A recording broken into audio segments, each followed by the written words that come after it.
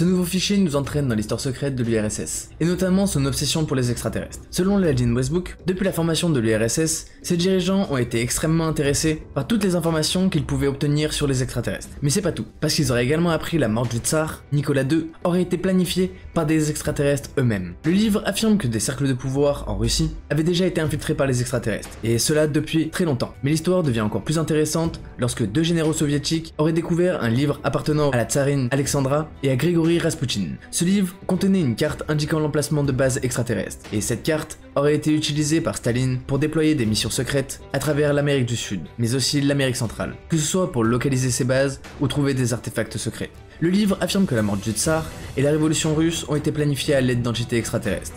Mais cette théorie suggère que des forces non humaines auraient délibérément orchestré l'élimination de la monarchie pour instaurer le régime soviétique. Bien que fascinante, cette idée se heurte à l'histoire bien documentée de la révolution russe et ses événements politiques, notamment ce qui a conduit à la chute des Ramarov. Mais selon le livre, Alexandra et Raspoutine possédaient un livre avec des cartes détaillant l'emplacement de bases extraterrestres. Une carte soviétique aurait même été utilisée pour des expéditions secrètes. Ce détail ajoute pour moi une couche de mystère, notamment sur l'histoire de la famille impériale. Raspoutine a souvent été associé à des pratiques mystiques et occultes, et ici il est présenté comme un intermédiaire entre des forces extraterrestres et des forces du gouvernement russe. Mais le livre affirme que Staline, après avoir appris l'existence de cette carte, aurait déployé plusieurs missions en Amérique du Sud et centrale, de façon à retrouver ces bases ou des artefacts extraterrestres. Mais ces affirmations, bien que captivantes, ne sont soutenues par aucun document, et les archives de la période soviétique sont assez importantes, mais pas grand chose corrobore cette idée. L'infiltration extraterrestre dans les cercles de pouvoir soviétiques, notamment par des extraterrestres qui auraient infiltré les hauts cercles de pouvoir soviétiques pour manipuler des décisions politiques, est une théorie conspirationniste assez classique. Elle s'aligne avec les récits populaires selon lesquels certaines figures influentes de l'histoire ont contrôlé de manière consciente ou inconsciente l'histoire humaine. Toutefois, un détail intéressant, c'est que le livre mentionne que la carte aurait été utilisée dans le système éducatif soviétique. Bien que l'emplacement des bases extraterrestres aurait été retiré et omis, elle aurait servi dans de nombreuses écoles. Cependant, si cela est vrai, cela signifierait que des connaissances extraterrestres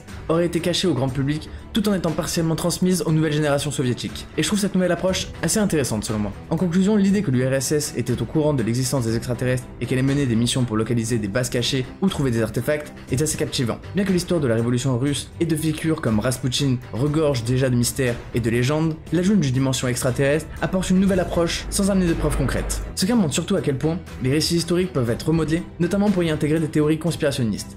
Mais il reste également un exemple de l'attrait que les récits où l'histoire humaine est influencée, notamment par des forces cachées, est un sujet qui intrigue beaucoup de gens.